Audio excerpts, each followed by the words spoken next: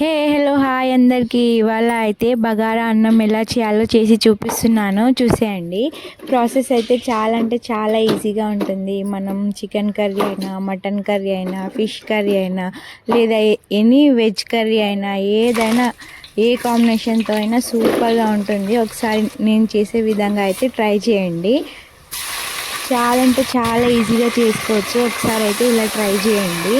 ఇంకా వాటర్ అయితే మనం ఏ గ్లాస్తో అయితే బియ్యం తీసుకుంటామో దానికి డబుల్ తీసుకోవాలన్నమాట, 1:2.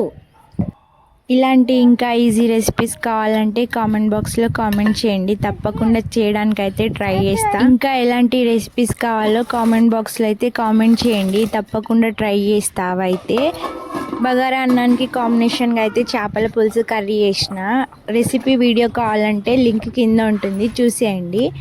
వీడియో నచ్చితే లైక్ చేయడం మాత్రం మర్చిపోకండి.